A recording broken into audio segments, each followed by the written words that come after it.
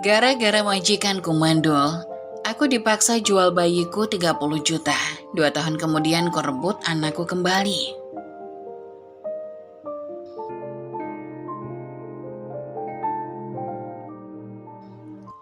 Namaku Devi Raniarti, seorang wanita muda dari desa kecil yang tenang namun penuh dengan keterbatasan. Desa itu adalah tempat di mana suara ayam jantan menjadi alarm alami setiap pagi, di mana tanah yang subur memberi makan para petani yang bekerja keras dari fajar hingga senja. Namun hidup di sana tidak pernah mudah. Ayahku hanyalah seorang buruh tani, sementara ibuku menghabiskan waktunya menenun kain yang jarang terjual dengan harga yang layak. Kami hidup dalam kesederhanaan yang seringkali terasa seperti penjara tanpa jalan keluar. Seiring bertambahnya usia, aku menyadari bahwa desa kecilku tak lagi cukup. Tak ada sekolah tinggi di sana, tak ada peluang untuk meraih mimpi yang lebih besar. Bahkan sekedar memenuhi kebutuhan sehari-hari saja sering menjadi tantangan. Aku sering mendengar desas-desus tentang kota besar, tempat di mana peluang tampak seperti buah yang menggantung rendah, tinggal diraih oleh siapa saja yang berani mencoba. Dengan berat hati, aku meninggalkan kampung halaman, meninggalkan keluarga yang kucintai dengan tekad membawa perubahan dalam hidupku. Kota besar adalah dunia yang sangat berbeda. Hiruk-pikuknya membuat kewalahan pada awalnya. Gedung-gedung tinggi menjulang seperti raksasa yang mengintimidasi.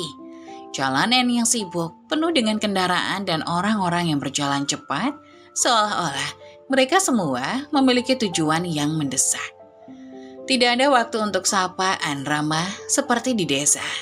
Namun aku tahu aku harus bertahan. Lewat seorang kenalan jauh, aku mendapat pekerjaan sebagai pembantu rumah tangga di rumah pasangan kaya, Pak Arman dan Bu Rizka. Ketika pertama kali melihat rumah mereka, aku hampir tidak percaya dengan mataku. Bangunan itu lebih besar dari apapun yang pernah kulihat sebelumnya. Halamannya luas, dihiasi tanaman yang penuh dengan bunga eksotis, dan di dalamnya segala sesuatu tampak begitu mahal. Dari lantai marmer yang dingin hingga perabotan antik yang menghiasi setiap sudut ruangan. Namun keindahan rumah itu hanyalah fasad. Kehangatan cinta yang biasanya mengisi sebuah rumah tangga tidak ada di sana. Rumah itu sunyi, terlalu sunyi untuk sebuah tempat tinggal pasangan muda yang seharusnya menikmati hidup bersama. Suara tawa atau percakapan hangat jarang terdengar. Aku sering melihat Bu Rizka duduk sendirian di ruang tamu, menatap kosong ke jendela besar yang menghadap ke taman. Tatapannya selalu melayang jauh, seperti ada luka dalam yang tak pernah terobati. Gosip di sekitar mulai memberiku petunjuk. Tetangga dan pekerja lain di sekitar rumah sering berbicara dengan nada berbisik. Mereka bilang pernikahan Pak Arman dan Bu Rizka memang megah, tapi di balik semua itu ada satu hal yang mengganjal. Mereka tidak punya anak. Bu Rizka itu mandul, kata salah seorang pembantu yang bekerja di rumah tetangga. Itu sebabnya mereka selalu terlihat tegang. Pak Arman pengen punya anak, tapi ya gimana lagi? Awalnya aku mencoba untuk tidak mempedulikan desas-desus itu. Tugasku hanyalah bekerja dengan baik dan tidak mencampuri urusan pribadi majikan. Namun, suasana di rumah itu membuatku sulit untuk tidak merasakan kesedihan yang mengalir seperti udara dingin di setiap sudut ruangan. Bu Rizka, meskipun selalu tampil rapi dan anggun, sering terlihat murung. Pak Arman di sisi lain tampak lebih pragmatis dan fokus pada pekerjaannya. Tetapi ada saat-saat di mana aku menangkapnya termenung, memandang lama ke arah foto-foto pernikahan mereka yang terpajang di dinding. Suatu malam, setelah aku selesai membereskan dapur, aku mendengar panggilan dari lantai atas. Suara Pak Arman terdengar jelas dari ruang kerjanya. "Devi, tolong kesini sebentar," katanya. Ada nada serius dalam suaranya yang membuatku merasa gugup.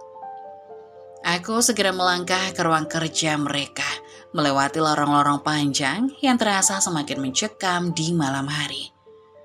Ketika aku masuk, aku melihat mereka berdua sudah menungguku. Pak Arman duduk di kursi besar di belakang meja kerjanya, sementara Bu Rizka berdiri di sampingnya. Wajah mereka terlihat serius, hampir tegang, dan suasana di ruangan itu terasa berat. "Devi," kata Pak Arman akhirnya. Suaranya tenang tapi penuh makna. "Kami ingin berbicara denganmu tentang sesuatu yang sangat penting." Aku berdiri mematung, jantungku berdebar-debar, menanti apa yang akan mereka katakan.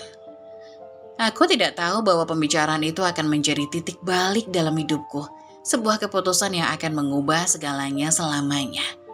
Aku duduk diam di kursi ruang kerja mereka, kedua tanganku meremas erat tepi rok yang kupakai. Suara Pak Arman yang tenang namun tegas membelah keheningan. "Devi, kami tahu ini bukan sesuatu yang mudah untuk dibicarakan, tapi ini adalah satu-satunya jalan yang kami pikir bisa untuk menyelesaikan masalah kami dan juga membantumu." Kata-kata itu membuat alisku berkerut. Membantu saya, Pak?" Tanyaku perlahan, masih berusaha memahami maksudnya. Bu Rizka yang biasanya anggun dan dingin tampak lebih rapuh malam itu. Ia menatapku dengan mata yang berkaca-kaca, lalu akhirnya berkata, "Kami ingin kamu menjadi bagian dari keluarga kami, Devi. Kami ingin kamu memberikan kami keturunan." Aku tertegun. "Maksud ibu?" Tanyaku, suaraku bergetar. Tapi di dalam hati, aku sudah mulai memahami apa yang mereka maksudkan. Pak Arman menghela napas panjang sebelum menjawab. "Kami telah berkonsultasi dengan banyak dokter dan mencoba berbagai metode, tapi hasilnya selalu sama. Bu Rizka tidak bisa mengandung anak. Kami telah lama memikirkan ini dan kami ingin menawarkan sebuah perjanjian kepadamu." Jantungku berdetak begitu kencang hingga aku merasa seperti bisa mendengarnya. "Perjanjian apa, Pak?" Tanyaku dengan nada ragu. "Kami ingin menikahimu secara siri," jawab Pak Arman tanpa berusaha menyamarkan keseriusan di wajahnya. "Ini tidak akan bersifat permanen, Devi, hanya sampai kamu bisa memberikan kami seorang anak. Setelah itu, kita bisa mengakhiri pernikahan ini, dan kami akan memberikan kompensasi sebesar 30 juta rupiah. Kata-kata itu menggema di pikiranku seperti palu yang memukul keras di dadaku.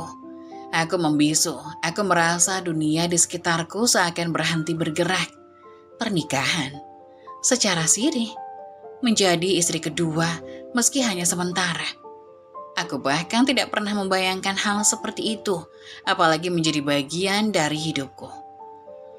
Melihat kebingunganku, Bu Rizka mencoba menjelaskan lebih lanjut. "Devi, kami tahu ini adalah sesuatu yang tidak biasa, tapi kami tidak punya pilihan lain. Kami tidak bisa mengadopsi anak karena keluarga besar kami tidak akan menerima itu. Mereka menginginkan keturunan yang memiliki darah keluarga ini. Kamu orang yang kami percayai dan kami juga ingin membantumu." "Bantuan?" Tanyaku masih bingung. "Uang 30 juta itu bisa kamu gunakan untuk keluargamu. Kami tahu ayahmu sedang sakit keras di kampung. Biaya pengobatan pasti sangat mahal kan? Dengan uang ini, kamu bisa memastikan ayahmu mendapatkan perawatan yang baik," lanjut Pak Arman. Mendengar mereka menyebutkan ayahku, hatiku seakan diremas. Ayahku memang sedang sakit parah, dan bahkan dokter di puskesmas desa kami menyarankan agar ia dibawa ke rumah sakit besar di kota untuk mendapatkan perawatan yang lebih baik. Tapi biaya transportasi, pemeriksaan, obat-obatan, semua itu terlalu mahal untuk keluargaku. Aku tahu uang 30 juta rupiah itu adalah jumlah yang besar, lebih dari cukup untuk menyelamatkan nyawa ayahku. Tapi di sisi lain, tawaran ini membuatku merasa seperti kehilangan harga diriku sebagai seorang wanita. "Pak, Bu, ini terlalu besar untuk saya putuskan," kataku akhirnya dengan suara yang hampir berbisik. "Saya tidak tahu harus bagaimana." Bu Rizka mendekat dan menggenggam tanganku. Sentuhannya hangat, tapi aku bisa merasakan tangannya sedikit gemetar. "Kami tidak meminta jawabanmu sekarang, Devi. Pikirkanlah baik-baik. Kami tahu ini bukan keputusan yang mudah. Tapi percayalah, kami akan memastikan kamu dihormati dan dijaga selama menjalani ini. Aku mengangguk pelan meski dalam hatiku penuh dengan keraguan. Setelah itu, aku meminta izin untuk kembali ke kamarku.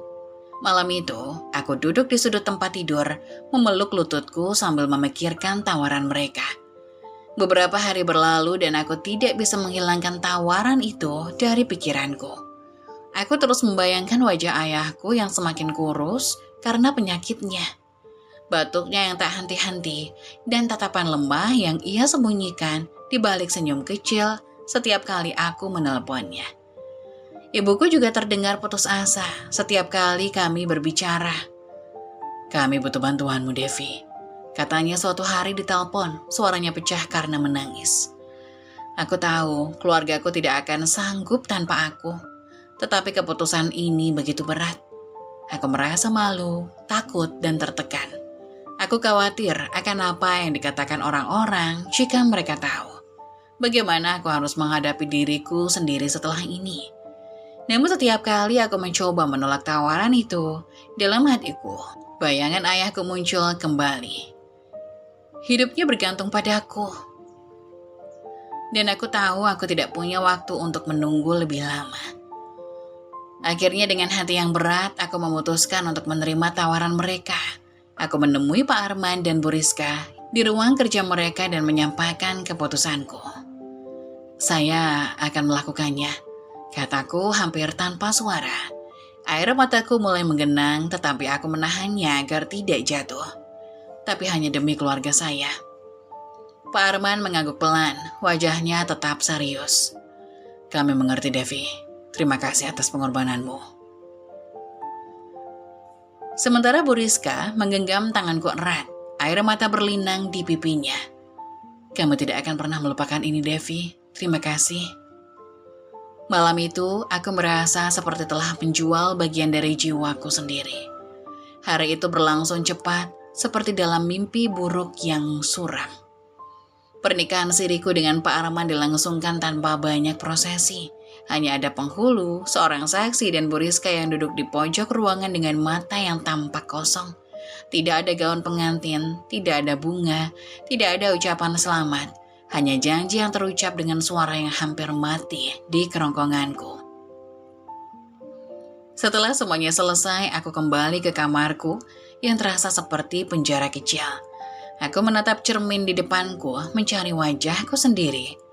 Tetapi yang kulihat hanyalah seorang wanita asing yang tidak lagi mengenali dirinya. Aku adalah Devi yang berbeda sekarang. Devi yang telah membuat kesepakatan terlarang demi keluarganya. Hari-hari setelah pernikahan itu seperti ujian yang tak kunjung selesai. Para tetangga di sekitar rumah Pak Arman mulai melihat perubahan yang aneh. Tidak butuh waktu lama bagi mereka untuk mencium sesuatu yang berbeda. Gosip mulai menyebar seperti api yang menjilat rerumputan kering. Sudah dengar, Devi itu sekarang jadi istri Arman loh. Siri. Ujar salah satu pembantu dari sebelah pada suatu pagi. Suaranya sengaja ditinggikan agar aku bisa mendengarnya.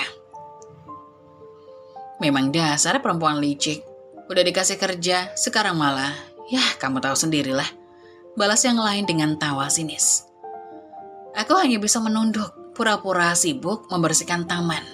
Tapi di dalam diriku, rasa malu dan marah bergejolak. Aku ingin berteriak, ingin membela diri. Tapi aku tahu itu hanya akan memperburuk keadaan.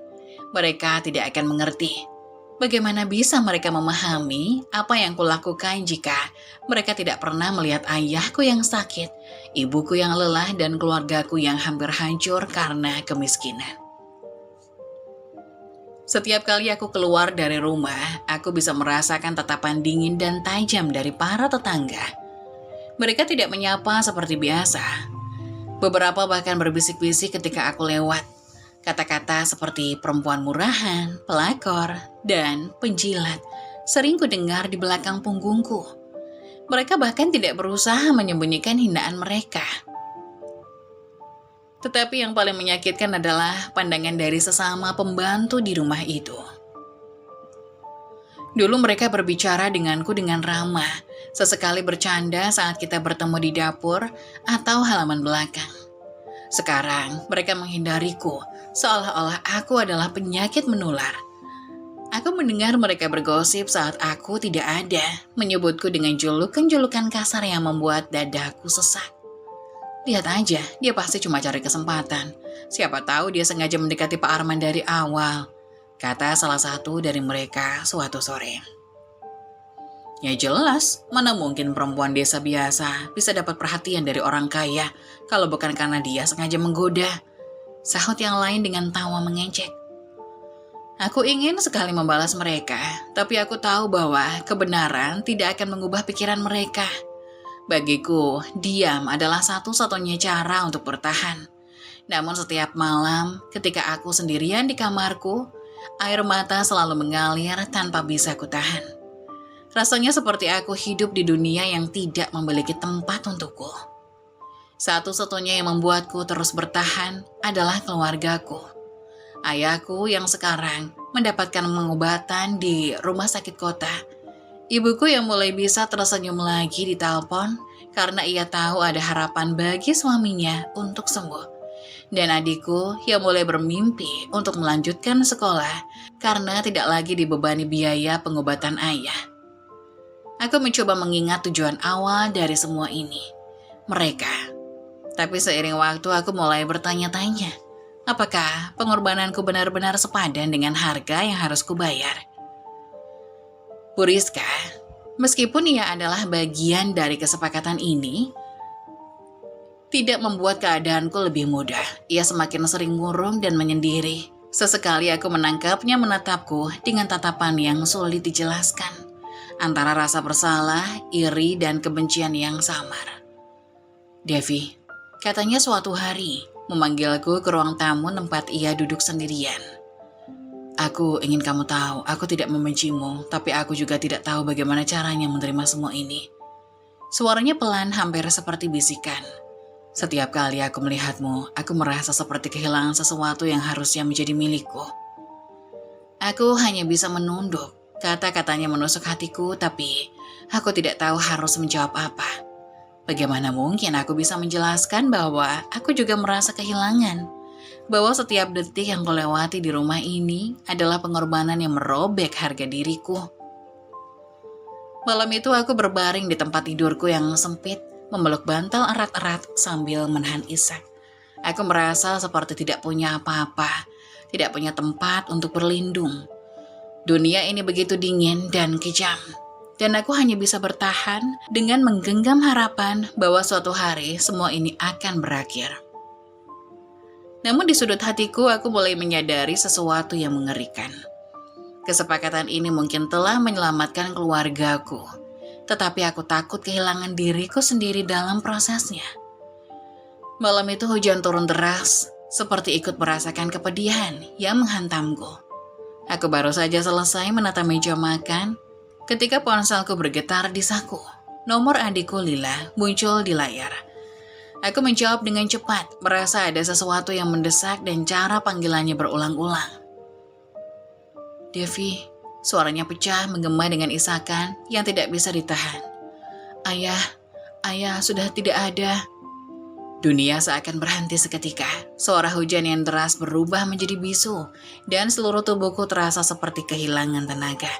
Aku menjatuhkan diri di lantai dapur dengan tangan gemetar memegang ponsel.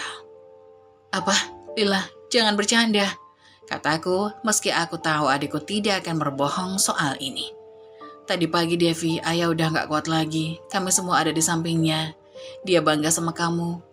Lila berkata dengan suara yang terputus-putus di antara tangisannya.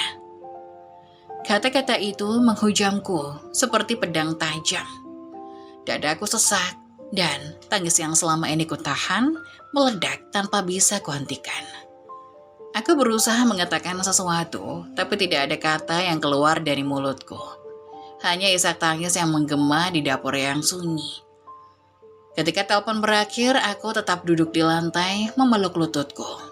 Hujan di luar semakin deras dan suara petir seperti ikut meraung bersama hatiku yang hancur. Semua yang kulakukan selama ini, semua pengorbanan yang kubuat, semua rasa malu yang kutelan, ternyata tidak cukup cepat untuk menyelamatkan ayahku.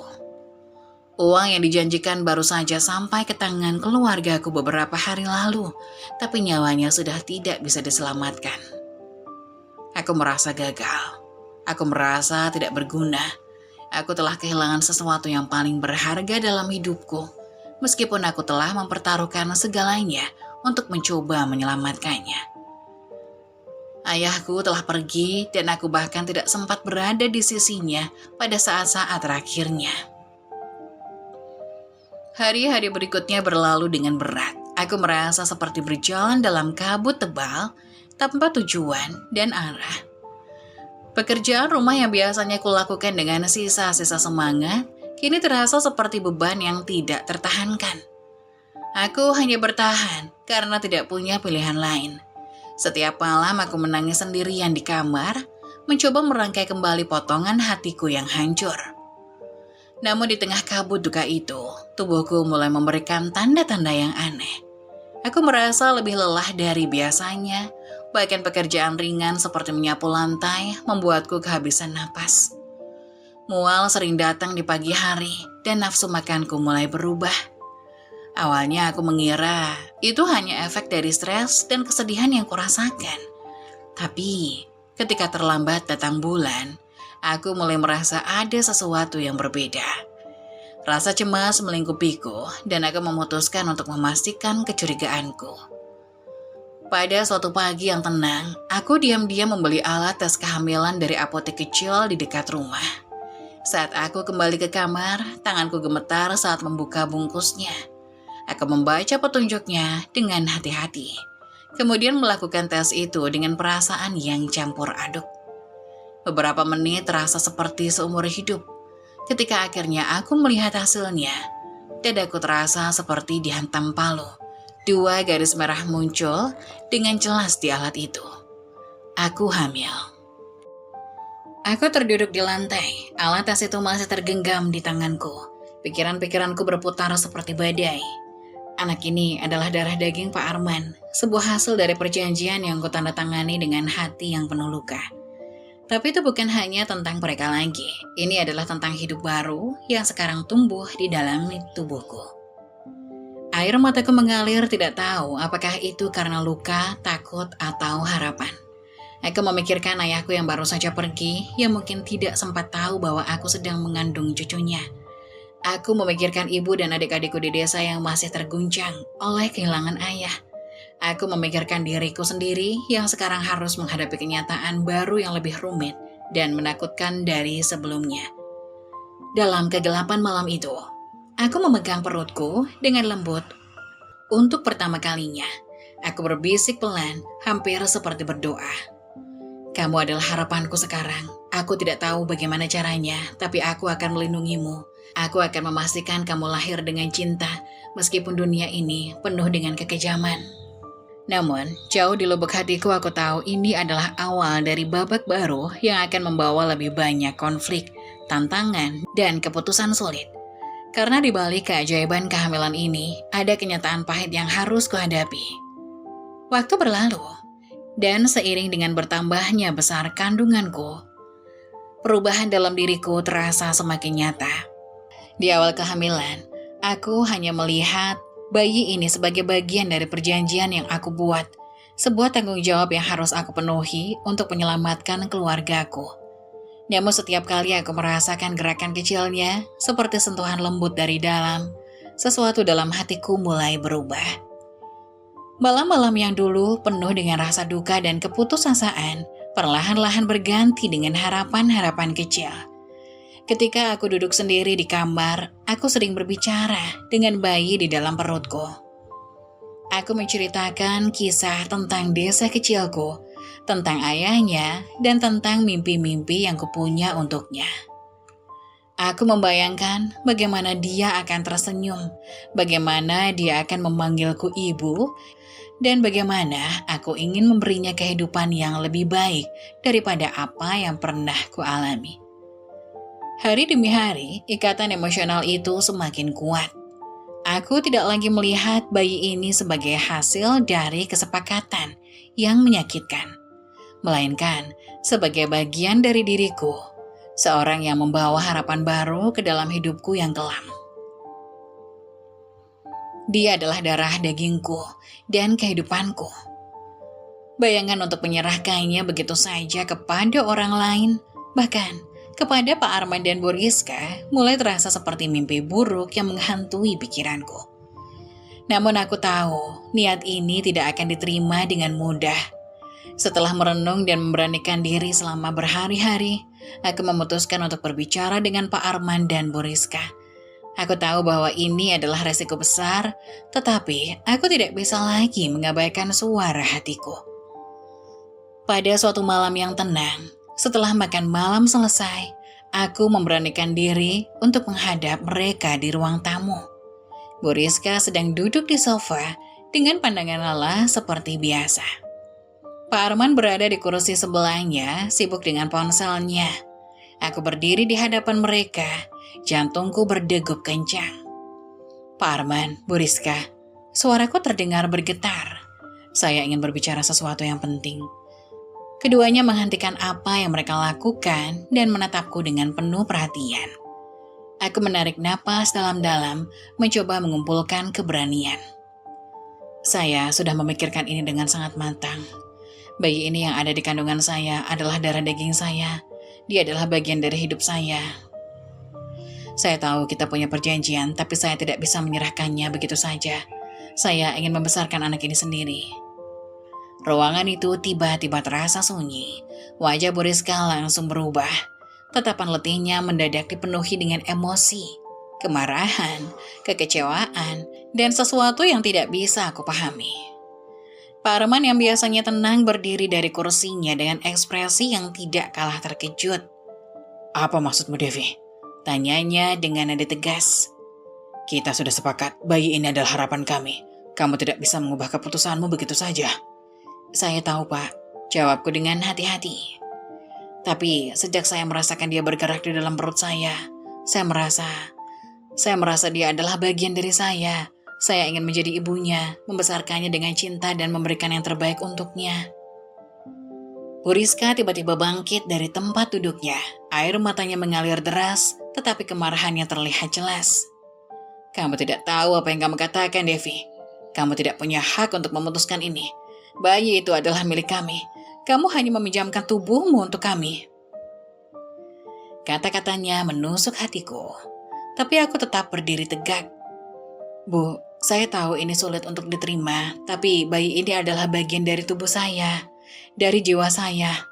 Saya tidak bisa mengabaikan perasaan ini."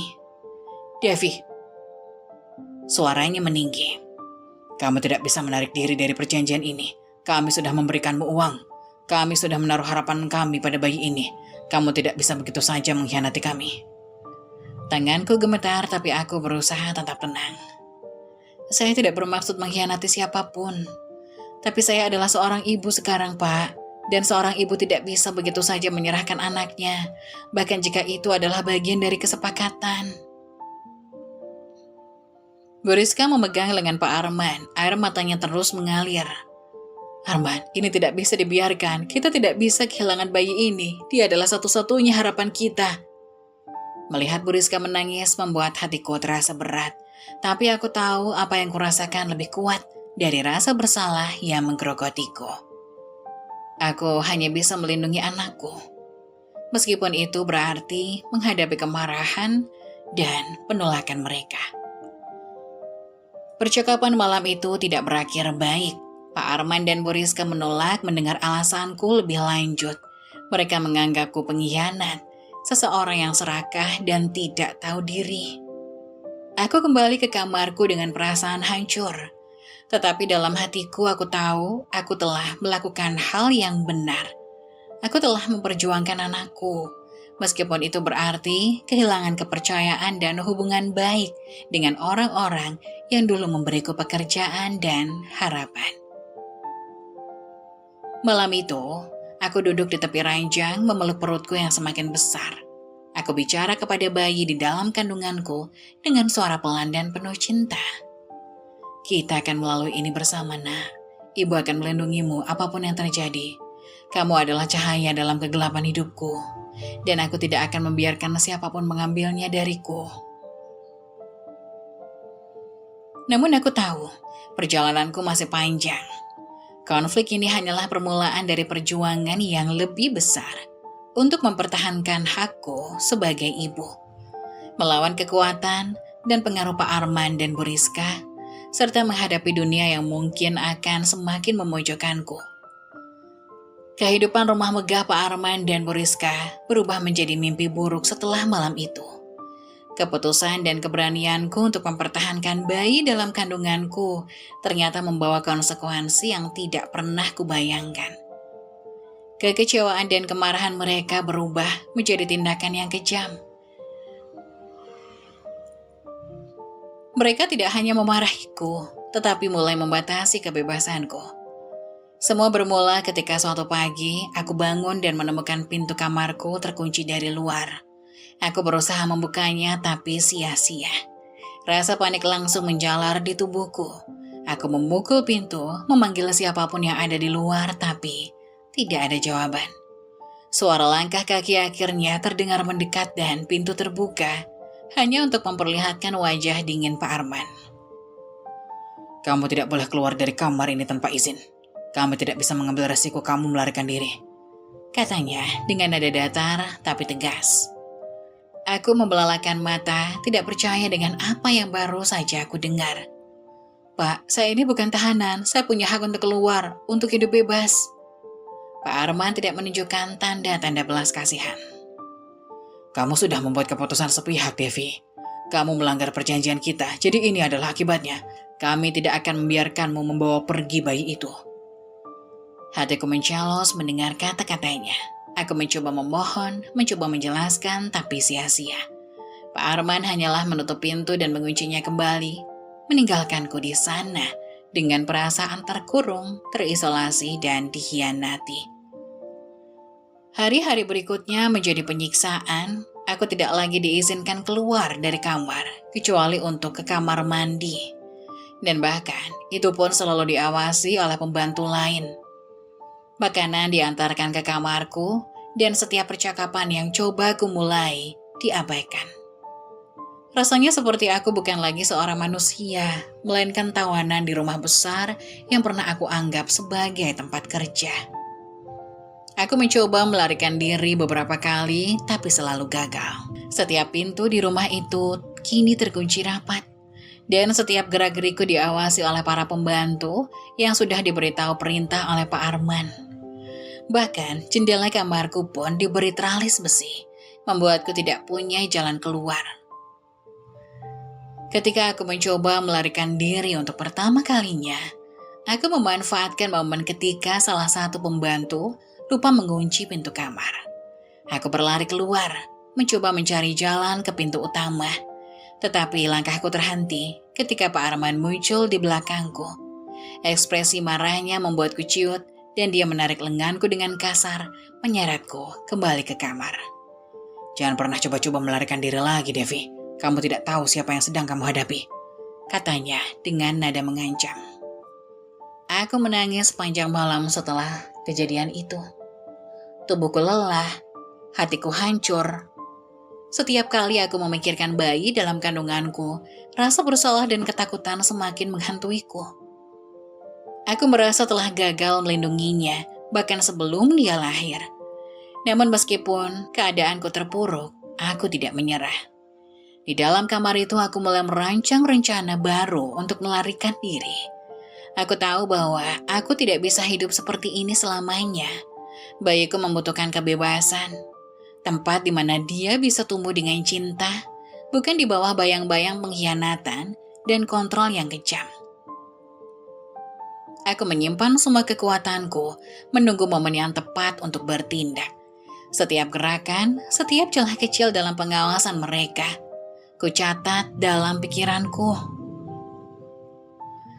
Aku tahu bahwa jika aku ingin berhasil, aku harus sabar dan cermat. Namun semakin lama aku berada di bawah kontrol mereka, semakin aku menyadari bahwa mereka tidak akan menyerah begitu saja. Bu Rizka, meskipun penuh dengan kesedihan dan amarah, tampak lebih putus asa dari sebelumnya. Dia bahkan datang ke kamarku beberapa kali, memohon agar aku berubah pikiran. Tetapi di balik kata-katanya yang penuh harapan, aku bisa melihat niatnya yang tegas untuk tetap memiliki bayi ini. Devi, kamu tidak tahu betapa pentingnya bayi ini untuk kami, katanya suatu hari. Suaranya gemetar. Kami hanya ingin kebahagiaan. Kamu tidak bisa merampas itu dari kami. Aku hanya diam, menatapnya dengan mata penuh air mata.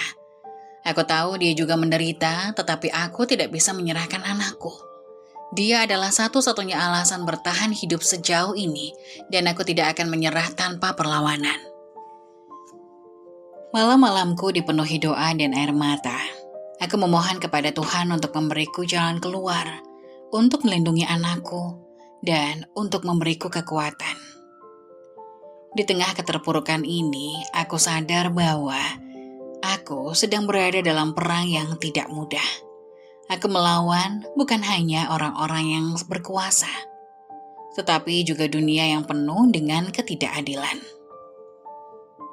Meski terkunci, semangatku tidak padam.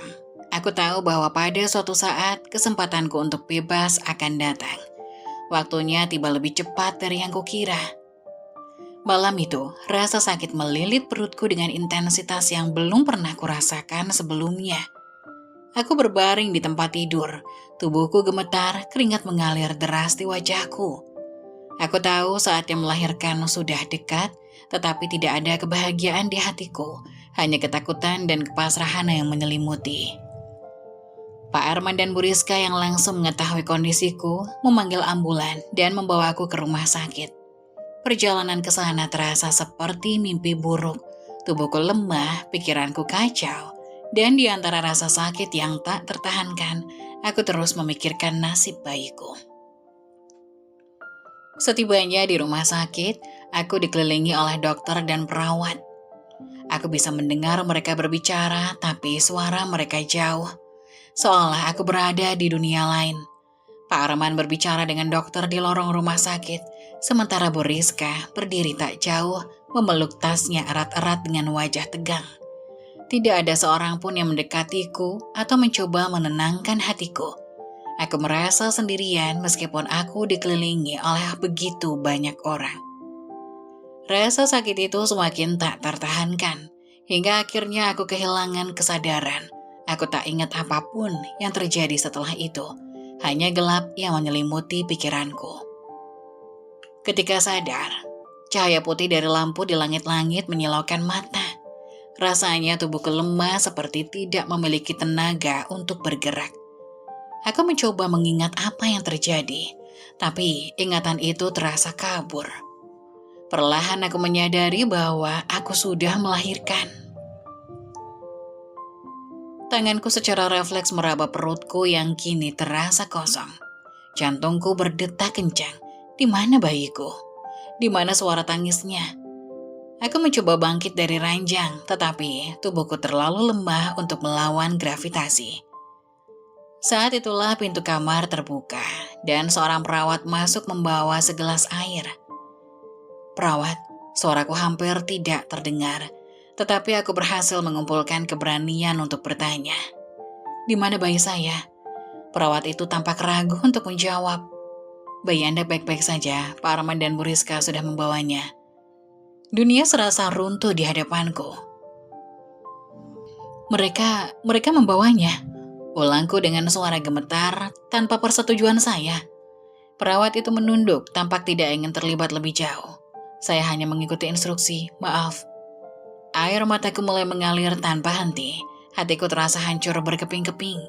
Bayiku, anak yang telah kubawa selama 9 bulan di dalam rahimku, anak yang sudah kucintai dengan sepenuh hati, telah diambil dariku tanpa izin. Beberapa jam kemudian, seorang pembantu dari rumah Pak Arman datang ke rumah sakit. Ia tidak membawa kabar apapun selain amplop tebal yang diletakkan di meja samping ranjangku. Tanpa kata ia pergi, meninggalkanku dalam keheningan yang menyiksa. Dengan tangan gemetar, aku mengambil amplop itu dan membuka isinya. Di dalamnya terdapat uang tunai sebesar 30 juta rupiah, jumlah yang pernah dijanjikan oleh Pak Arman dan Bu Rizka di awal kesepakatan kami. Namun melihat uang itu sekarang tidak memberikan kebahagiaan apapun. Justru sebaliknya, uang itu terasa seperti ejekan terhadap rasa kehilangan dan kehancuran yang kurasakan. Aku memeluk amplop itu dengan air mata yang terus mengalir. Apa artinya semua ini? Gumamku, suaraku pecah oleh tangis. Apakah uang ini cukup untuk menggantikan anakku, untuk menggantikan rasa sakit dan pengorbananku? Tidak ada yang menjawab pertanyaanku, hanya keheningan yang menemani isak tangisku. Hari-hari setelah melahirkan menjadi kabur bagiku. Aku keluar dari rumah sakit dengan hati yang hampa. Tidak ada lagi rumah untuk kembali. Tidak ada lagi bayi untuk kupeluk. Aku merasa kehilangan segalanya, orang tuaku, kebebasanku, dan sekarang anakku. Namun di tengah kehancuran itu, ada sesuatu yang mulai tumbuh di dalam diriku. Rasa dendam. Aku tahu aku harus bangkit. Kehidupan telah memperlakukanku dengan kejam, tapi aku tidak ingin menyerah. Aku ingin menemukan bayiku, membawanya kembali, dan memberikan kehidupan yang seharusnya dia miliki bersamaku. Amplop itu masih kusimpan, tetapi aku bersumpah uang itu tidak akan pernah menjadi akhir dari kisahku. Ini baru permulaan. Aku akan melawan, meskipun dunia tampaknya tidak berpihak kepadaku. Aku adalah seorang ibu dan seorang ibu tidak akan pernah berhenti memperjuangkan anaknya. Hati yang terluka dan jiwa yang terbakar oleh kerinduan membuatku nekat kembali ke rumah Pak Arman. Aku tahu bahwa keputusanku ini seperti melemparkan diriku ke dalam jurang. Tetapi rasa cinta seorang ibu pada anaknya lebih besar daripada ketakutan dan penghinaan atau penolakan. Bayiku ada di sana. Di rumah megah yang pernah menjadi tempat kerjaku. Aku tidak peduli apapun resikonya, aku hanya ingin memeluknya, mendengar tangisnya, dan membawanya pergi dari orang-orang yang telah menghancurkan hidupku. Aku berdiri di depan gerbang besar rumah mereka dengan napas yang tersengal-sengal. Tubuhku masih lemah pasca melahirkan, tetapi tekadku terlalu kuat untuk dihentikan. Dengan tangan gemetar, aku menekan bel intercom. Tidak lama kemudian, suara dingin satpam menyahut dari balik perangkat itu. "Siapa?" tanyanya singkat. "Ini aku, Devi. Aku ingin bertemu dengan Pak Arman dan Bu Rizka, hanya ingin anakku." Tidak ada respon untuk beberapa saat.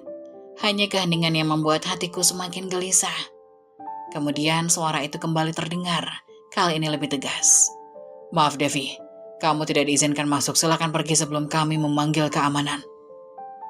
Tanganku mengepal di sisi tubuhku. Aku menekan tombol itu lagi berulang-ulang hingga suara bel menggema di dalam rumah. "Aku tidak akan pergi sampai aku bertemu dengan mereka," teriakku. Suaraku serak oleh emosi yang meluap. Pintu gerbang terbuka perlahan tapi bukan untuk menyambutku. 2 orang satpam besar melangkah keluar. Wajah mereka kaku tanpa belas kasihan. Salah satu dari mereka mendekat dan berkata dengan nada dingin, "Nona, tolong jangan membuat masalah. Ini peringatan terakhir dari kami." Namun aku tidak peduli. Dengan air mata yang mengalir di wajahku, "Aku mohon tolong izinkan aku masuk. Aku hanya ingin melihat anakku. Hanya sebentar. Aku tidak akan mengambil apapun. Aku hanya ingin memastikan dia baik-baik saja." Satpam itu tidak menjawab. Sebagai gantinya dia mencengkram lenganku dan mencoba menyeretku menjauh dari gerbang. Aku melawan, tubuhku berontak meski lemah. "Lepaskan aku hanya ingin anakku, jangan lakukan ini." Di tengah keributan itu, pintu depan rumah terbuka. Dan sosok Pak Arman muncul. Dia berjalan mendekat dengan langkah cepat, wajahnya penuh amarah. "Apalagi yang kamu lakukan di sini, Devi? Bukankah sudah jelas anak itu sekarang milik kami?" Kata-kata itu seperti pisau yang menusuk dadaku. "Milik kalian? Dia anakku, darah dagingku. Kalian tidak punya hak untuk mengambilnya dariku." Pak Arman mendengus, tatapannya penuh penghinaan. "Kami sudah membayar mahal untuk bayi ini. Jangan bertingkah seolah-olah kamu punya hak untuk menuntutnya kembali. Anak itu adalah bagian dari keluarga kami sekarang." Aku tidak bisa lagi menahan emosiku. Dengan gerakan cepat, aku merogoh tas yang kubawa dan mengeluarkan amplop berisi uang 30 juta rupiah. Aku melemparkan amplop itu ke arah Pak Arman, membuat lembaran uang berserakan di tanah. Ambil kembali uangmu. Aku tidak peduli dengan ini. Aku tidak pernah setuju menjual anakku. Aku hanya ingin dia kembali. Namun reaksinya tidak seperti yang aku harapkan. Pak Arman tidak menunjukkan tanda-tanda penyesalan atau empati. Sebaliknya, dia hanya tertawa kecil, tawanya penuh sinisme. Kamu pikir uang itu berarti sesuatu bagi kami? Kamu sudah membuat keputusan, Devi. Tidak ada yang bisa diubah sekarang. Pergi dari sini sebelum aku benar-benar kehilangan kesabaran. Aku terjatuh di tanah, menangis tanpa suara. Aku melihat amplop dan uang itu berserakan di sekitarku, seperti simbol dari kehancuran hidupku. Satpam mendekat lagi, kali ini dengan lebih banyak paksaan. Mereka menarikku menjauh dari gerbang dan mendorongku keluar ke jalan. Aku mencoba meraih pagar, memukul-mukul gerbang yang telah tertutup rapat, tetapi tidak ada gunanya. Dari balik pagar, Pak Arman berdiri dengan tatapan dingin, lalu berbalik masuk ke rumah, meninggalkan aku sendirian di bawah terik matahari. Aku terduduk di pinggir jalan, tubuhku lemas, pikiranku kosong. Air mataku sudah kering, tetapi rasa sakit di hatiku tidak pernah berkurang. Aku telah kehilangan segalanya, bukan hanya anakku, tapi juga harga diriku, harapanku, dan kebahagiaanku.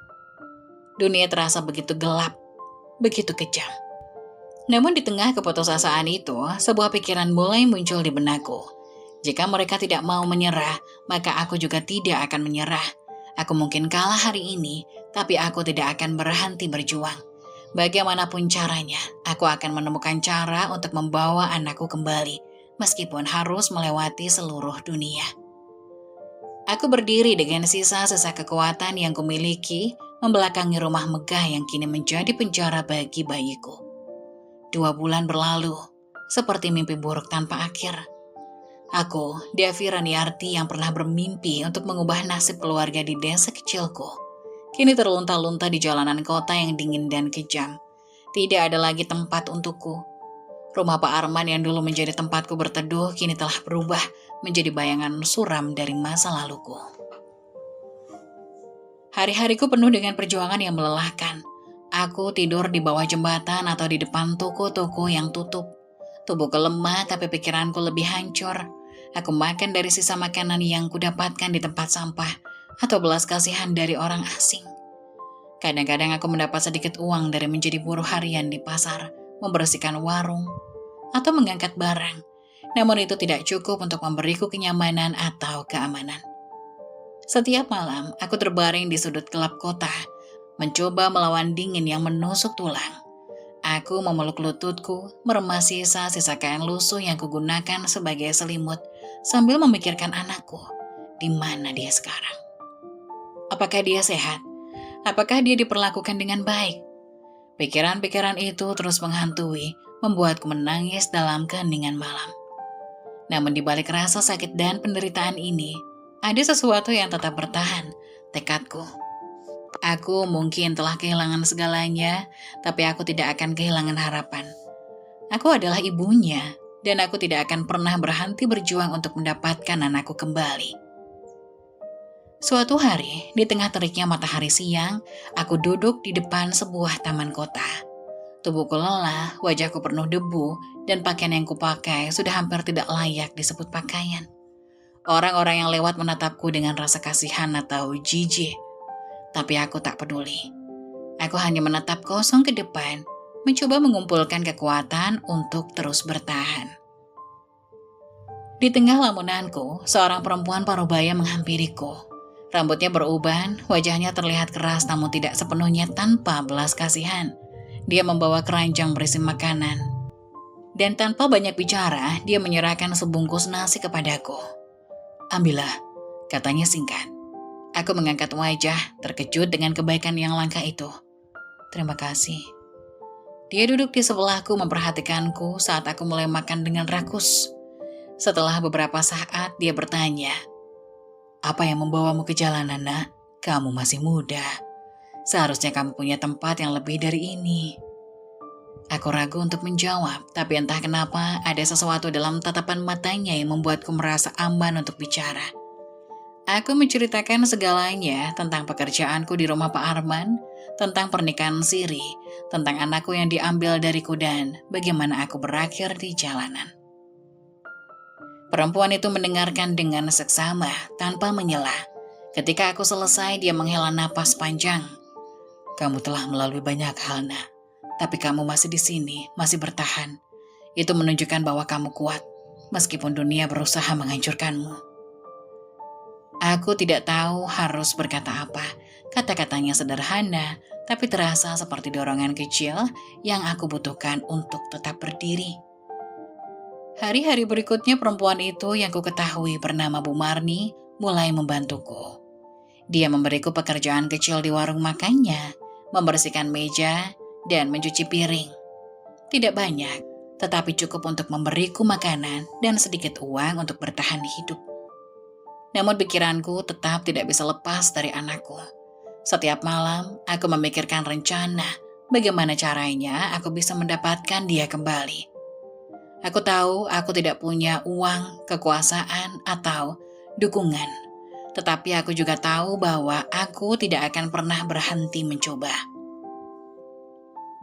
Di sela-sela kesibukanku di warung Bu Marni, aku mulai mengumpulkan informasi tentang Pak Arman dan Bu Rizka.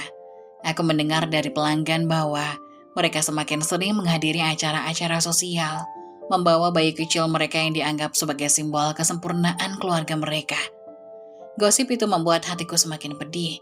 Anak itu adalah milikku, darah dagingku, dan aku tidak bisa menerimanya diperlakukan seperti trofi oleh orang-orang yang telah menghancurkan hidupku. Aku mulai merencanakan sesuatu, meskipun aku tahu resikonya sangat besar. Kehidupanku di jalanan telah mengajarkanku satu hal, bahwa aku tak boleh menyerah, bahkan ketika segalanya terasa mustahil. Aku akan menemukan cara untuk membawa anakku kembali. Ini bukan hanya tentang hakku sebagai seorang ibu, tetapi juga tentang cinta yang tidak akan pernah pudar, tidak peduli seberapa keras dunia mencoba memisahkan kami. Dunia mungkin telah menjatuhkanku, tetapi aku bersumpah aku akan bangkit. Aku akan memperjuangkan anakku dengan segala daya dan upaya yang kumiliki, meskipun itu berarti aku harus melawan segala halangan yang menghadang. Hari-hari terasa semakin berat. Setiap pagi aku terbangun dengan perasaan kosong yang tak bisa kutepis. Kehidupan di jalanan mengikis habis segala yang ada dalam diriku. Harapan, impian, bahkan kepercayaan diri. Namun setiap malam aku terus memeluk bayang-bayang anakku, bertekad bahwa aku akan mendapatkannya kembali. Suatu sore yang suram, ketika sedang duduk di trotoar di depan warung Bu Marni, aku melihat seseorang yang tampak familiar. Dia di antara kerumunan orang yang sibuk berlalu lalang. Mataku tertumbuk pada sosok pria yang berjalan dengan langkah percaya diri, mengenakan jas rapi, dan wajah yang tampak begitu dikenali. Dion. Teman masa kecilku dari kampung. Kami pernah bermain bersama di ladang, bercanda di tepi sungai, dan saling berbagi mimpi tentang masa depan. Namun sejak aku pergi ke kota besar untuk mencari nafkah, aku tidak pernah mendengar kabarnya lagi. Aku pikir, seperti kebanyakan orang di desa, dia tinggal di kampung menjalani kehidupan biasa. Ternyata takdir membawanya ke sini, ke kota yang sama, namun dalam keadaan yang jauh berbeda. Aku menatapnya dengan perasaan campur aduk, keheranan, kebingungan, dan bahkan rasa malu. Apa yang akan dipikirkan dia tentangku sekarang? Seorang perempuan muda yang terlunta-lunta di jalanan. Bukannya menjadi sosok yang dia kenal dulu. Dion berhenti di depanku, menatapku dengan tatapan tajam yang penuh tanda tanya. Sejenak aku merasa cemas, namun begitu dia mengenaliku, matanya langsung melembut. "Devi?" tanyanya, nada suaranya dipenuhi keheranan. "Devi Raniarti, itu kamu?" Aku hanya bisa mengangguk pelan, tidak mampu berkata-kata. "Apa yang terjadi padamu?" Dia menunduk melihat pakaian compang-camping yang kupakai, dan wajahku yang sudah tidak seperti dulu. Ada kekhawatiran di matanya, namun aku bisa merasakan betapa dia terkejut melihatku dalam keadaan seperti ini. Aku mengangkat bahu, tidak tahu harus menjelaskan dari mana. Hidup tidak selalu seperti yang kita bayangkan. Jawabku lirih mencoba menahan air mata. Dion duduk di sampingku. Aku tidak menyangka kamu akan berakhir di sini. Dulu kamu selalu ceria, penuh semangat. Aku tidak bisa menahan diri dan tanpa sadar air mataku mulai mengalir. Aku sudah kehilangan segalanya, Dion. Aku bahkan tidak tahu harus pergi kemana. Dion terdiam sejenak lalu berbicara dengan nada lembut namun penuh ketegasan. Dev, kamu tidak sendirian. Aku di sini. Aku ingin membantu. Aku mengangkat wajah, menatapnya penuh harapan. Tapi bagaimana kamu bisa membantu? Aku sudah terlalu jauh jatuh, Dion. Dia menggenggam tanganku, memberikan sedikit kekuatan pada diriku yang rapuh. Aku punya restoran di sini. Aku bisa memberimu pekerjaan. Ini bukan hanya tentang uang, tapi tentang kesempatan untuk memulai hidup baru. Kamu tidak harus terus menjadi hidup seperti ini. Aku tahu kamu lebih dari ini. Aku terdiam. Tawaran itu begitu mendalam. Seakan sinar harapan baru muncul di ujung terowongan gelap yang telah lama ku jalani. Aku berpikir sejenak meresapi kata-kata Dion. Mungkin ini adalah kesempatan yang aku cari. Kesempatan untuk memulai dari awal, untuk meninggalkan masa lalu yang penuh luka, dan mencoba membangunkan sesuatu yang lebih baik. Apa kamu serius? Dion tersenyum, matanya penuh keyakinan. Serius? Kamu hanya perlu percaya bahwa kamu bisa lebih dari apa yang terjadi sekarang. Aku menatapnya dan untuk pertama kalinya dalam waktu yang lama, aku merasakan sedikit ringan. Mungkin ini adalah jawaban yang selama ini ku cari. Aku bisa bekerja di restoran Dion, mulai lagi dari awal, dan perlahan-lahan membangun kembali hidupku. Aku mau mencoba, jawabku akhirnya meskipun masih ada ketakutan dan keraguan dalam hatiku. Tapi apalagi yang harus ku hilangkan? Kehidupan yang kutinggalkan di jalanan begitu kejam. Dan aku tak bisa terus hidup dengan bayangan anakku yang selalu menghantui. Mungkin ini saatnya untuk sedikit memberi kesempatan pada diriku sendiri. Dion mengangguk, tersenyum. Kamu tidak akan menyesal, Devi. Aku akan pastikan kamu diberi kesempatan yang layak. Dia membantuku bangkit dari tempat duduk dan kami berjalan bersama ke restoran miliknya. Setiap langkah terasa berat, tapi aku tahu ini adalah langkah pertama menuju kehidupan yang lebih baik. Dengan Dion di sisiku, aku merasa sedikit lebih kuat. Aku tidak tahu apakah aku akan pernah mendapatkan kembali anakku. Tetapi aku tahu satu hal, aku tidak akan berhenti berjuang. Hari-hari di restoran Dion mulai memberi warna baru dalam hidupku. Aku belajar banyak hal, dari cara mengelola dapur, melayani pelanggan, hingga bertahan hidup dengan harga diri yang sedikit demi sedikit mulai pulih.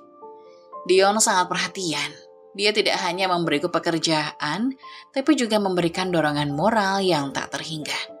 Setiap kali aku merasa lelah atau hampir menyerah, dia selalu ada untuk mengingatkanku akan tujuan besar yang harus kucapai. Namun meskipun kehidupan mulai terasa lebih ringan, ada satu perasaan yang terus mengganjal dalam diriku.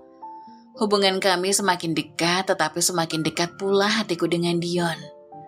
Aku merasa terjebak antara rasa terima kasih dan perasaan yang lebih dari itu.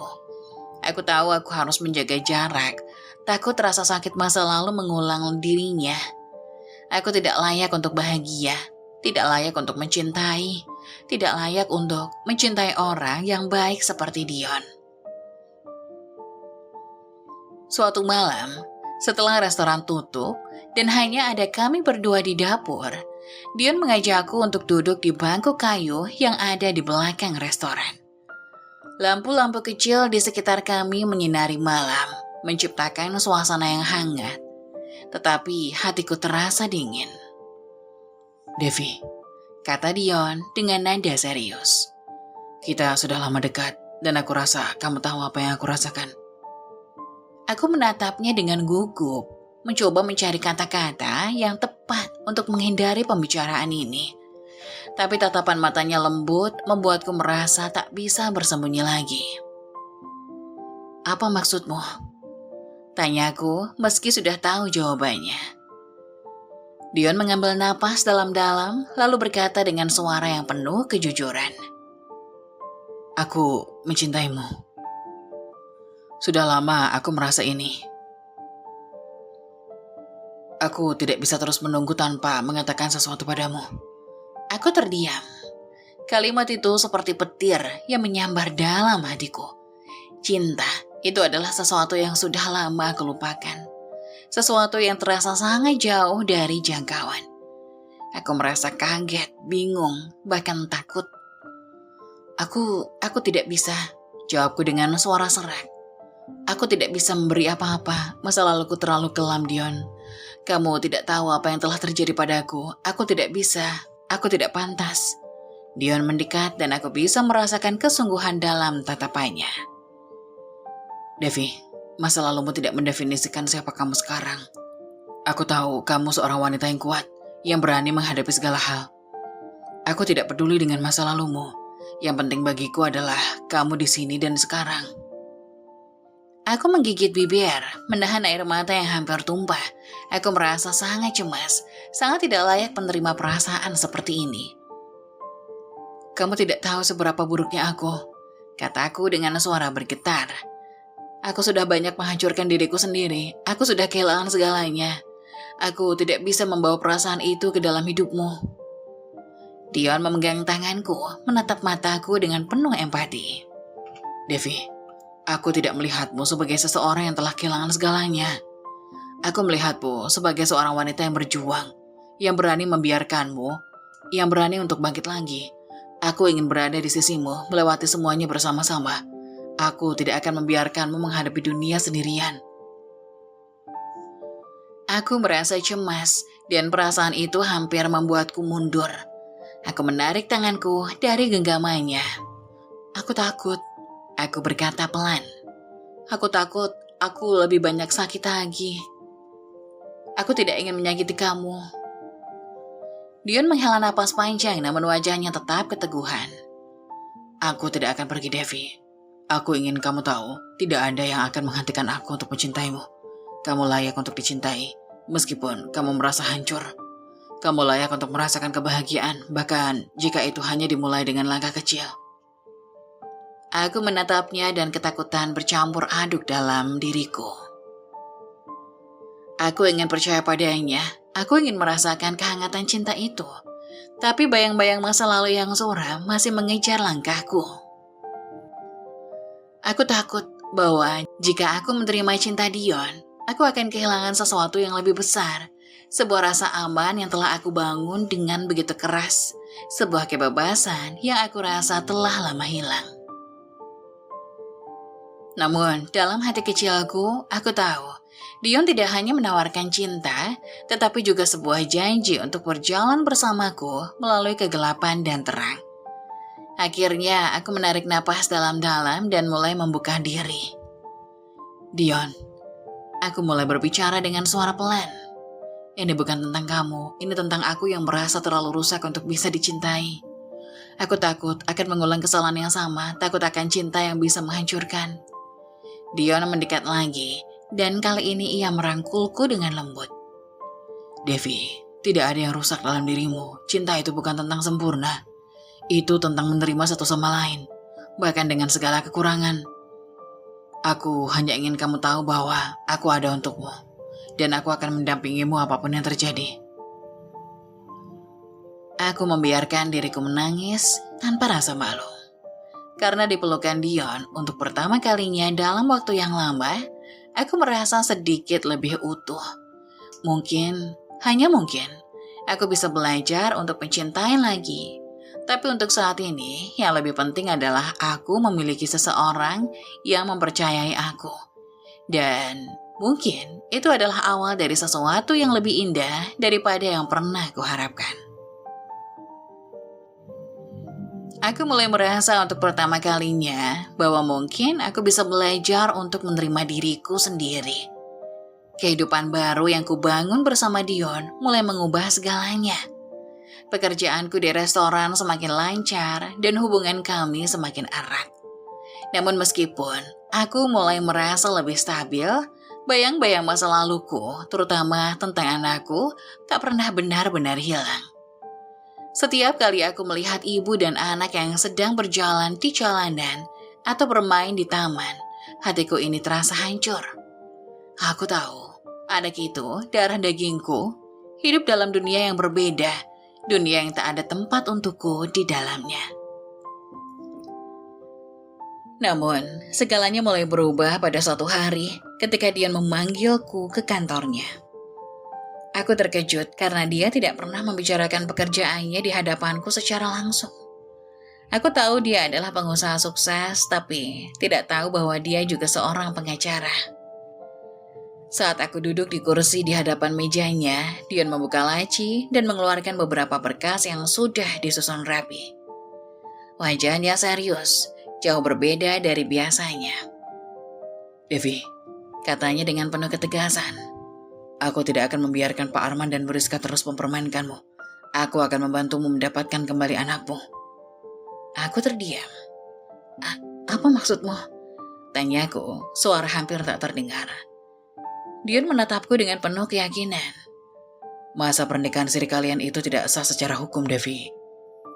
Aku telah memeriksa semuanya. Apa yang mereka lakukan padamu adalah pelanggaran hak asasi. Mereka telah mengambil anakmu tanpa izinmu, dan mereka tidak dapat melakukannya begitu saja. Kita bisa menantang perjanjian itu dan memperebutkan hak asuh anakmu. Aku hampir tidak bisa mempercayainya. Apa yang dia katakan terdengar seperti angin segar, sesuatu yang sangat aku butuhkan, tetapi juga sangat sulit untuk kuterima. Tapi itu semua sudah terjadi, Dion. Apa yang bisa kita lakukan sekarang? Dion menghela napas panjang dan berkata dengan lembut. Kita bisa melawan mereka. Kita bisa buktikan bahwa pernikahan itu tidak sah dan bahwa tindakan mereka melawan hukum. Kamu berhak atas anakmu, Devi. Tidak ada yang bisa merebutnya darimu tanpa proses yang benar. Aku merasa seberkas harapan muncul di dalam diriku. Tapi apa yang harus aku lakukan? Aku tidak tahu apa yang harus dimulai. Dion tersenyum lembut, tapi ada ketegasan yang tak terbantahkan di wajahnya. Kamu hanya perlu percaya pada aku, Devi. Aku akan menyusun dokumen hukum yang diperlukan, dan kita akan mulai mempersiapkan kasus ini. Ini tidak akan mudah, tapi aku ada di sampingmu setiap langkah. Aku menundukkan kepala, meresapi kata-kata Dion. Mungkin, hanya mungkin, ini adalah kesempatan yang aku tunggu-tunggu. Kesempatan untuk mengambil kembali hakku sebagai ibu.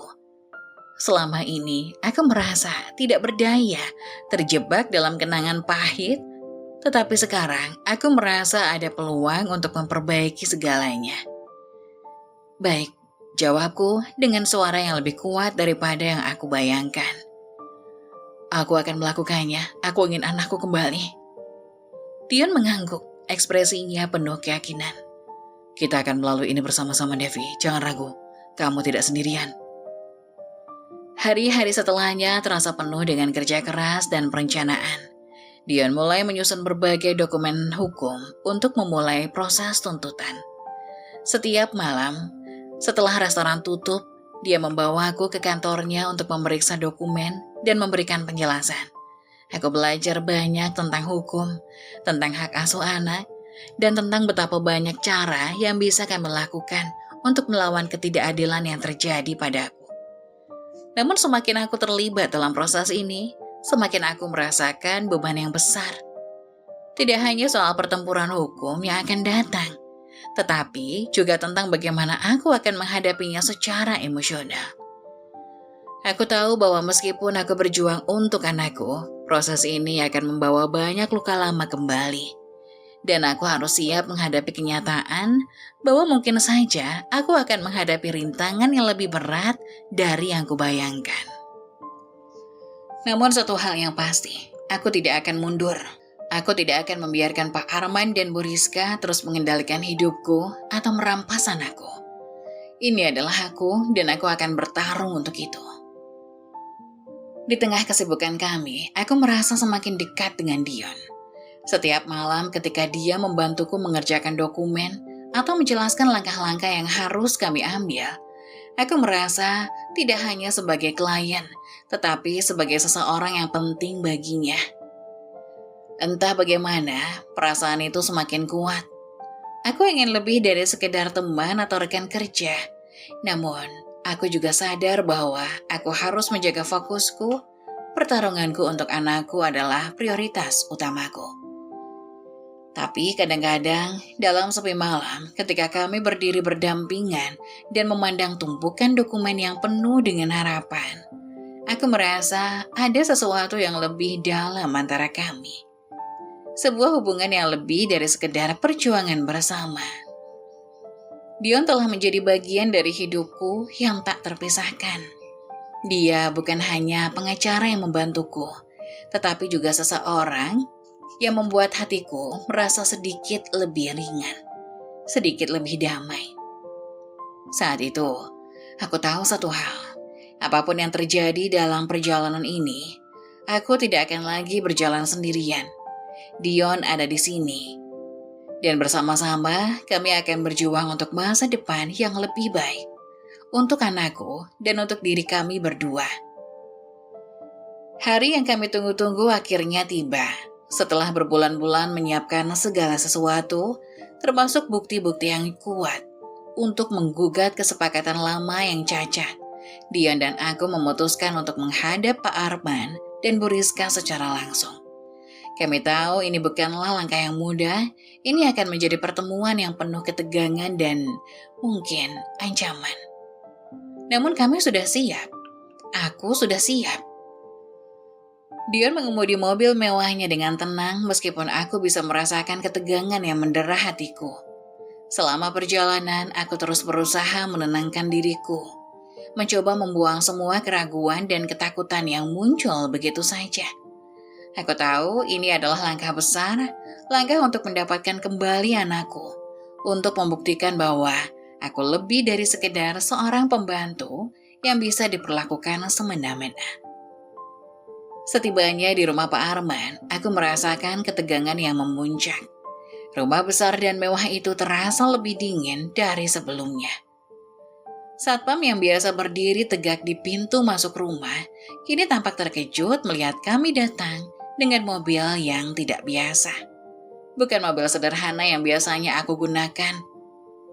Aku melihat ke arah Dion, yang tetap tenang meskipun aku bisa merasakan amarah yang membara di dalam dirinya. Kami dipersilakan masuk, dan suasana di dalam rumah langsung berubah. Pak Arman dan Bu Rizka yang sebelumnya tampak begitu tenang dan percaya diri, sekarang terlihat cemas. Mereka tahu ini bukan lagi hanya tentang pernikahan siri yang terjadi di masa lalu. Ini adalah tentang masa depan mereka, tentang hukum, tentang anak yang mereka anggap sudah mereka beli dariku. Dion berbicara terlebih dahulu, dengan nada yang tegas namun tetap terukur. Pak Arman, Bu Rizka, kami datang untuk membicarakan kesepakatan yang kalian anggap sah, tapi yang sebenarnya sangat cacat secara hukum. Pernikahan siri kalian dengan Devi tidak memiliki dasar hukum yang kuat. Kalian tidak bisa semena-mena merebut anak dari ibu kandungnya seperti ini. Aku menahan napas, memandang wajah mereka yang berubah menjadi lebih pucat. Pak Arman yang biasanya begitu berkuasa, terlihat kehilangan kendali. Kamu tidak bisa begitu saja mengklaim hakmu, Devi. Katanya, suaranya terdengar cemas. Kami sudah mengeluarkan banyak uang untuk mendapatkan anak itu. Kami membayar kamu, dan itu adalah kesepakatan kami. Dion menjawab dengan tegas. Uang yang kalian bayar bukanlah bukti kepemilikan anak ini. Perjanjian ini tidak sah, dan saya akan membawa kasus ini ke pengadilan. Kami akan menggugat hak asuh anak tersebut. Suasana di ruang tamu rumah besar itu kini terasa semakin tegang. Bu Rizka yang sebelumnya diam kini berdiri dan mulai bicara, meskipun suaranya terdengar gemetar. Kalian tidak mengerti, anak itu milik kami membelinya. Ini bukan masalah hukum, ini masalah hak kami sebagai orang tua yang telah menunggu begitu lama untuk punya anak. Aku merasa ada perasaan marah dan sakit yang kembali menghantamku. Bagaimana mungkin mereka bisa berkata seperti itu? Mereka berbicara seolah-olah anakku adalah barang dagangan yang bisa dibeli dan dijual. Meskipun aku sudah terbiasa dengan kebohongan dan manipulasi mereka, rasa sakit itu tetap saja menusuk hatiku. Aku bukanlah orang yang akan tinggal diam lagi. Dion menyadari perubahan ekspresi wajahku dan segera menanggapi. Kalian salah, Pak Arman. Ini bukan tentang uang, dan ini bukan tentang pembelian. Ini tentang hak seorang ibu atas anaknya. Devi berhak atas anak yang ada di tangan kalian saat ini, dan kami akan memastikan bahwa hak itu dihormati. Pak Arman mulai panik. Wajahnya merah dan tangannya gemetar ketika dia berusaha mencari alasan untuk mempertahankan posisinya. Kalian tidak bisa begitu saja merusak hidup kami. Kami sudah terlalu lama menunggu, dan kami sudah membayar dengan harga yang pantas. Ini adalah kehidupan kami. Dion tetap tenang, meskipun aku bisa melihat bahwa dia juga mulai merasa kesal. Tidak, Pak Arman. Kalian yang telah merusak hidup Devi. Kalian yang telah merampas hak asuh anak darinya. Kami hanya datang untuk mengembalikan apa yang seharusnya menjadi haknya. Tidak ada uang yang bisa menggantikan itu. Pak Arman berdiri dan mulai berjalan mondar-mandir gelisah. Dia jelas merasa terpojok dan itu membuatku merasa sedikit lega. Tapi aku tahu ini belum berakhir. Mereka masih bisa berusaha menghindari hukum. Mereka masih bisa mencoba memanipulasi situasi ini. Aku harus berhati-hati. Bu Rizka yang sedari tadi hanya diam, kini melangkah maju dengan wajah penuh emosi. Kalian pikir ini semua mudah? Kalian pikir hukum akan berpihak pada kalian? Kami tidak akan menyerah begitu saja. Dion menatap Bu Rizka dengan tegas. Kami tidak peduli dengan apa yang kalian pikirkan. Kami hanya peduli dengan hukum dan hak Dewi sebagai ibu yang sah. Jika kalian ingin melawan ini, silakan. Kami siap menghadapinya di pengadilan. Suasana semakin panas, dan aku merasa darahku mendidih. Namun aku tahu ini adalah pertempuran yang harus dimenangkan dengan akal sehat, bukan dengan emosi. Kami sudah berada di titik yang tidak bisa lagi mundur. Pak Arman dan Bu Rizka semakin kesal, tetapi mereka tahu mereka tidak bisa berbuat banyak. Dion sudah memegang bukti-bukti yang kuat, dan kami memiliki hak yang jelas di sisi hukum. Mereka tidak bisa lagi mempermainkan kami. Aku merasa sedikit lega, meskipun aku tahu perjalanan ini masih panjang. Saat kami akhirnya meninggalkan rumah itu, Pak Arman dan Bu Rizka masih berdiri di ambang pintu, dengan wajah yang penuh ketegangan. Mereka tahu, mereka akan menghadapi kami di pengadilan. Tapi aku juga tahu ini adalah kemenangan kecil di awal perjalanan panjang yang harus aku tempuh untuk mendapatkan kembali anakku. Dion menoleh kepadaku dengan senyum kecil. Kita sudah mulai, Devi. Ini belum selesai. Tapi kita di jalur yang benar. Aku mengangguk, meskipun hati ini masih penuh dengan kecemasan. Namun, untuk pertama kalinya setelah sekian lama, aku merasa ada secerca harapan. Perjuangan panjang dan melelahkan yang kami hadapi akhirnya berbuah hasil. Setiap hari yang berlalu terasa lebih berat dari sebelumnya, penuh dengan persiapan dan pertempuran hukum.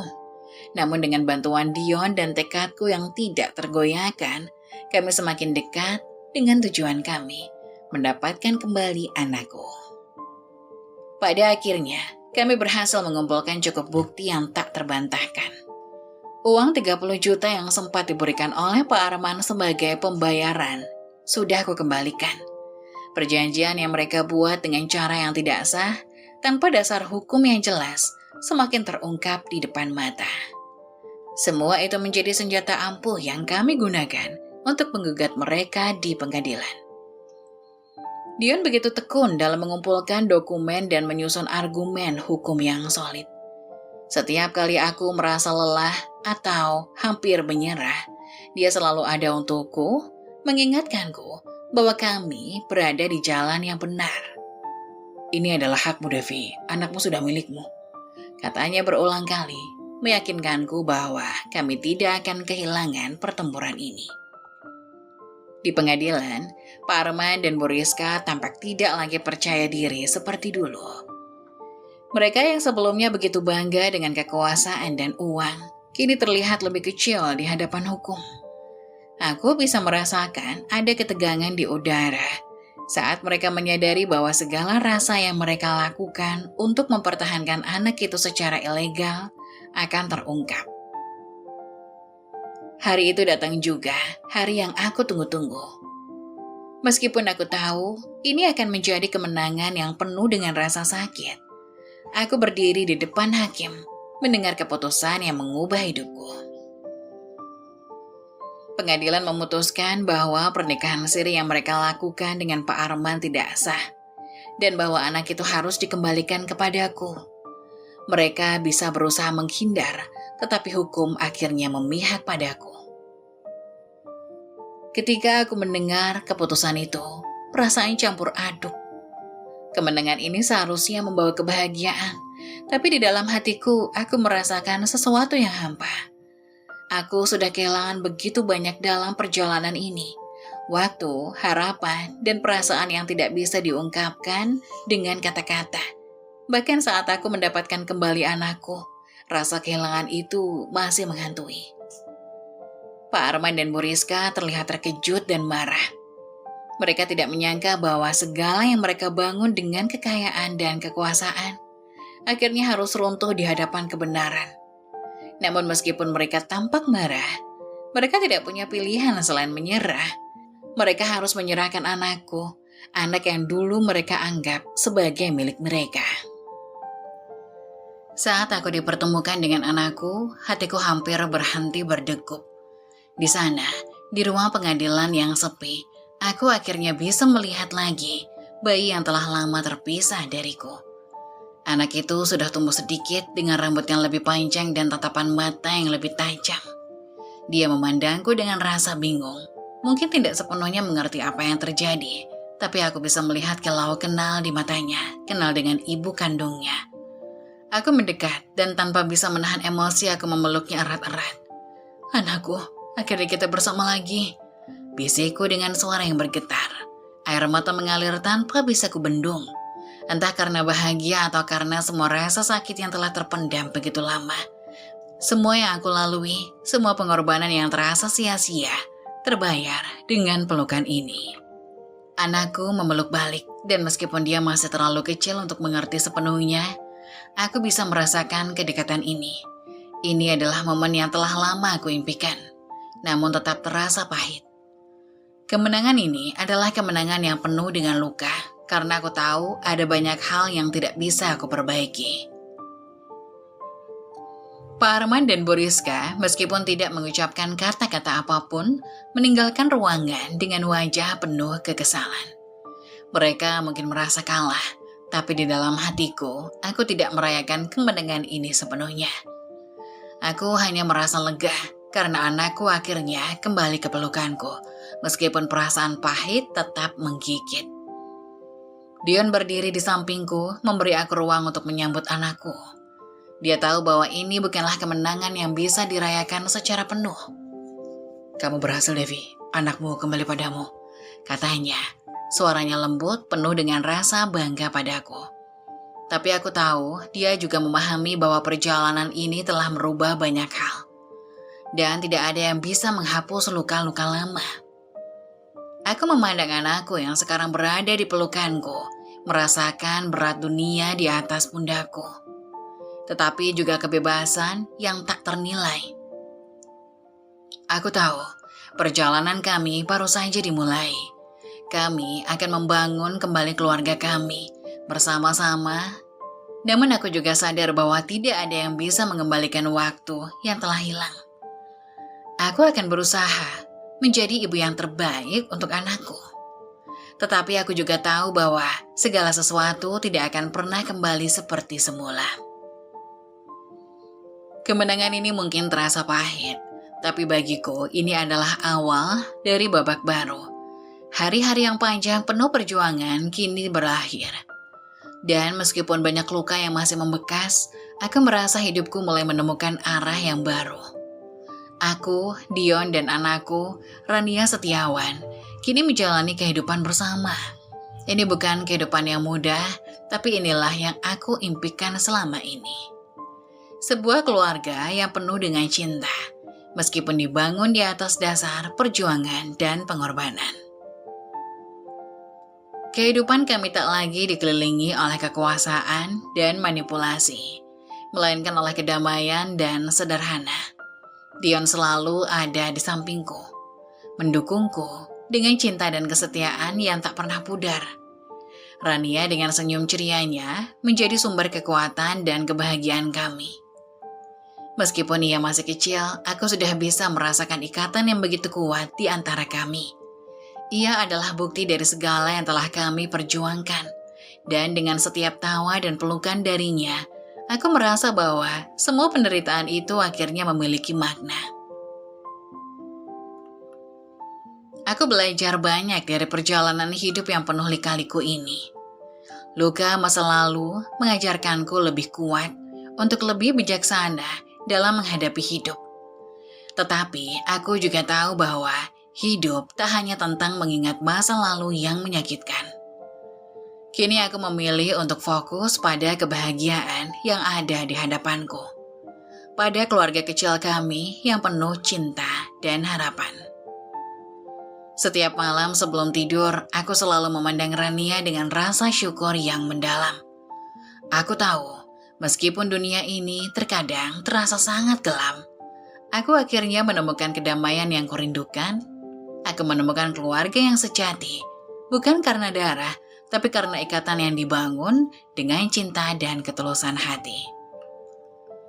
Dion, yang dulu hanya teman masa kecilku, kini menjadi suami yang penuh perhatian dan ayah yang baik bagi anak kami. Kami menjalani kehidupan yang penuh harapan, meskipun masa lalu kami tak pernah benar-benar bisa dilupakan. Namun kami memutuskan untuk maju bersama, saling mendukung dan mencintai, membangun masa depan yang lebih baik.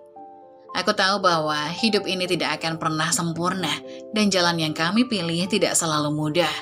Tetapi bersama Dion dan Rania, aku yakin kami bisa menghadapi apapun yang datang. Aku tidak lagi merasa takut atau terpuruk oleh masa lalu karena aku sudah menemukan apa yang selama ini aku cari. Cinta, keluarga, dan kedamaian hati. Kehidupan kami dimulai dari sini, dengan keberanian untuk menghadapi segala tantangan. Dengan cinta yang terus berkembang, kami siap menatap masa depan bersama. Luka-luka yang pernah ada akan terus menjadi bagian dari kami. Namun, itu tidak lagi mengendalikan hidup kami. Sekarang, kami hanya fokus pada satu hal, kebahagiaan yang kami bangun bersama, hari demi hari dengan penuh cinta dan harapan. Akhirnya, aku merasa lengkap. Aku menemukan keluarga yang sejati, yang tidak hanya memberi aku tempat untuk kembali, tetapi juga memberi aku harapan untuk terus maju.